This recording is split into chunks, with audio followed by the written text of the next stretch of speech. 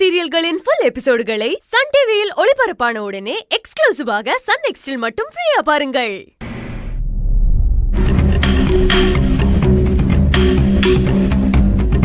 Sir, document sir. Sir,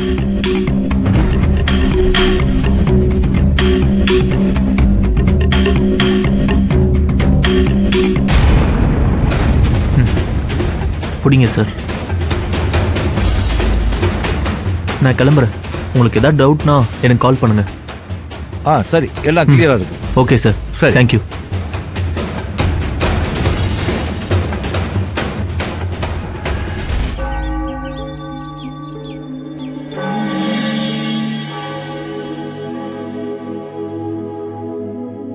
நம் ஆண்டவராகிய இயேசு கிறிஸ்துவின் அருளும் கடவுளின் அன்பும் தூய ஆவியாரின் நட்புறவும் உங்கள் அனைவரோடும் இருப்பதாக. சகோதர சகோதரிகளே, தூய மறை நிகழ்வுகளை கொண்டாட நாம் தகுதி பெறும் பொருட்டு நம் பாவங்களை ஏற்றுக்கொள்வோம்.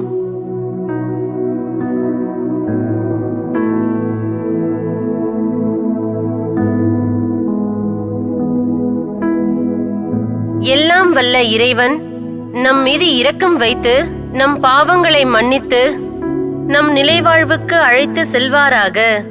கேளுங்கள் கொடுக்கப்படும், தட்டுங்கள் திறக்கப்படும் என்ற இறை வார்த்தையின்படி வேண்டியதை கேட்டு பெற்றுக் கொள்வோமாக. பிதா, சுதன், பரிசுத்த ஆவியின் பேராலே ஆமேன். இறைவன் தாமே உங்களோடு இருப்பாராக.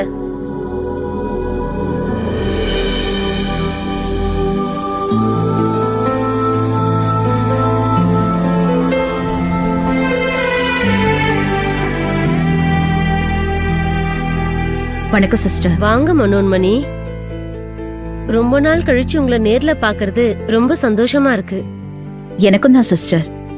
இவங்க 2 பேரும் என் ஹாஸ்டல்ல தங்கியிருக்காங்க. இப்ப குடும்பமாவே மாறிட்டாங்க. இது ஆனந்தி. வணக்கம் சிஸ்டர். ஸ்தோத்திரம். இது சல்மா. வணக்கம் சிஸ்டர். Hello my child. போன்ல நம்ம பேசுனதுதான் சிஸ்டர். அத பத்தி நேர்ல பேசிட்டு போலான்னு தான் வந்தேன். ரெஜினாங்கிற பொண்ணோட பர்த்டே செலிப்ரேஷன் தானே? ஆமா சிஸ்டர். அது கூடவே சேர்த்து உங்க ஆசிரமத்துல இருக்கிற குழந்தைங்களுக்கு அன்னதானத்துக்கு ஏற்பாடு பண்ணலான்னு இருக்கேன். மறக்காம குழந்தைங்களையும் வர சொல்லிடுங்க. கண்டிப்பா. நாளைக்கு அந்த பிறந்த நாள ஒரு கிறிஸ்மஸ் மாதிரி ஜெபம், பாட்டு, பிரேயர்னு சிறப்பா கொண்டாட ஏற்பாடு பண்ணிடலாம். ரொம்ப சந்தோஷம் சிஸ்டர். இந்த உலகத்துல பிறந்த எல்லா குழந்தைகளும் கர்த்தரால ஆசீர்வதிக்கப்பட்ட குழந்தைகள் தான். அவங்களோட கண்ணீரை துடைக்க வேண்டியது இந்த திருச்சபையோட பொறுப்பு. Thanks sister. நான் தான் உங்களுக்கு தேங்க்ஸ் சொல்லணும். முக்கியமா இந்த கேர்ள்ஸுக்கு. வலிகளாலும் வேதனைகளாலும் துவண்டிருக்கும் ஒருவனின் கைகளை பலம் பெற செய்வேன்னு கர்த்தர் சொல்ற மாதிரி இந்த குழந்தைங்க அவங்க ஃப்ரெண்டு பிரச்சனைய அவங்களோட பிரச்சனையா நினைச்சு அந்த பொண்ண அவங்க அப்பா அம்மாவோட சேர்த்து வைக்க இவ்ளோ போராடுறாங்கன்னு நினைக்கும் போது எனக்கு சந்தோஷமா இருக்கு. மக்கள் மதத்தால பிரிஞ்சிருக்காங்கன்னு சொல்றதெல்லாம் பொய். இப்ப என் கண்ணு முன்னாடியே வெவ்வேறு இறை நம்பிக்கையோட இருக்கிற 2 பேரு ஒரு கிறிஸ்துவ குழந்தைக்காக இவ்ளோ கஷ்டப்படுறாங்களே.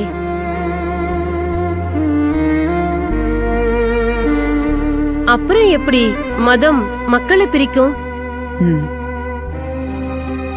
இறைவனை வெவ்வேறு ரூபத்துல வழிபட்டாலும் அவர் போதிக்கிறது அன்பு மட்டும்தான். அந்த தூய்மையான அன்ப ஆண்டவர் மேலையும் அக்கம் பக்கத்தார் மேலையும் நாம காட்டும் போது அவங்க இறைவனால ஆசிர்வதிக்கப்படுறாங்க. உங்க 2 பேருக்கும் ஆண்டவரோட ஆசீர்வாதம் பூரணமா இருக்கு. நீங்களும் உங்களை சார்ந்தவங்களும் இறைவனோட கிருபையால நல்லா இருப்பீங்க. நாளைக்கு பிறந்த நாளுக்கான ஏற்பாடெல்லாம் நான் பாத்துக்கிறேன். நீங்க நேரத்துக்கு ரெஜினாவையும் அவங்க அப்பா அம்மாவையும் கூட்டிட்டு வந்துருங்க. சரிங்க சிஸ்டர்.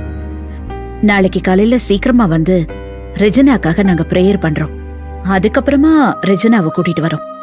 சல்மா உங்க கூடவே இருந்து உங்களுக்கு உதவியா இருப்பா. சரி, நம்ம நாளைக்கு சந்திக்கலாம். ரொம்ப தேங்க்ஸ் சிஸ்டர். ஸ்தோத்திரம். ஆ ஏன் மேடம், ரெஜினா தான் அவ பர்த்டேக்கு யாரும் விஷயம் பண்ண வேண்டான்னு சொல்லி பிடிவாதமா இருக்காளே. நம்ம இவ்ளோ பெரிய ஏற்பாடெல்லாம் பண்ணிக்கிட்டு இருக்கோமே மேடம், வருவாளா? சல்மா, ரெஜினாவை பர்த்டே செலிப்ரேஷனுக்கு கூப்பிட்டா தானே வரமாட்டா? பர்த்டே அன்னைக்கு சர்ச்சுக்கு போலான்னு சொன்னா கண்டிப்பா வருவாள்ல? கட்டாயம் வருவா. மேடம் கூட்டிட்டு வருவாங்கங்கிற நம்பிக்கையில தானே இந்த கோயில்ல பிறந்த நாளை கொண்டாட முடிவு பண்ணிருக்கிறோம். எனக்கு நம்பிக்கை இருக்குது, ரெஜினா பிறந்த நாளை அவ அப்பா அம்மாவோடதையும் கொண்டாடுவோம். ம்.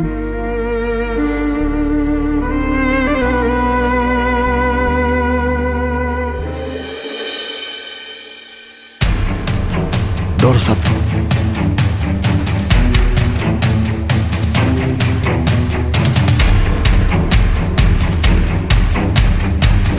அங்கிள், இந்த லெட்டரை கவனமா படிங்க. நம்ம ரெஜினாவோட பர்த்டே வருது. ரெஜினா உங்க 2 பேரையும் பார்க்கணும்னு ரொம்ப ஏங்குறா, ஆசைப்படுறா. ரெஜினாவோட உங்களை சேர்த்து வைக்கணும்னு நானும் அவ கூட தங்கியிருக்கிற ஹாஸ்டல் ஃப்ரெண்ட்ஸும் வார்டனும் சேர்ந்து ஒரு திட்டம் போட்டிருக்காங்க. என்னங்க இது? இரு முழுசா படிப்போம். அங்கிள், திட்டம் என்னன்னா, உங்களுக்கு ஹார்ட் அட்டாக் வந்த மாதிரி நடிக்கணும். நீங்க ஒரு ஹார்ட் அட்டாக் பேஷண்ட்.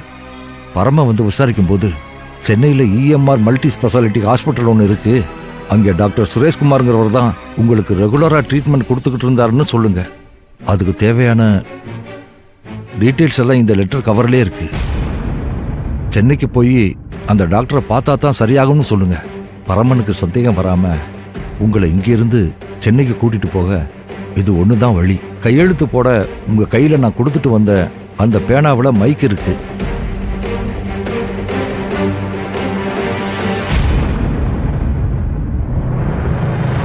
வீட்டுக்குள்ள நடக்கிற எல்லா தகவலையும் நான் வெளியே இருந்து போன்ல கேட்டுக்கிட்டே இருப்பேன். மீறி சிக்கல்கள் ஏதாவது நடந்தா நான் ஏதாவது செஞ்சு காப்பாத்திடுவேன், பயப்பட வேண்டாம். நீங்க சென்னையில் இருக்கிற ஹாஸ்பிட்டலுக்கு வந்துட்டீங்கன்னா அங்கிருந்து உங்களை ரெஜினா இருக்கிற இடத்துக்கு கூட்டிட்டு போயிடுவோம். ரெஜினா உங்களை அவளோட எதிர்பார்த்து காத்துக்கிட்டு இருக்கா. இப்படிக்கு கணேஷ். என்ன இது? பரமனை மீறி அவன் ஆளுங்களை மீறி எப்படி போக முடியும்னு நினைக்க அவ. அதான் இவ்வளவு தெளிவா சொல்லிருக்காவளே, ரெஜினா பிறந்த நாளைக்கு நம்மள பாக்கணும்னு ஏங்க போயிருக்காவ. நாம இங்க தவிக்கிற மாதிரி தானே அவளும் அங்க தவிச்சிட்டு இருப்பா.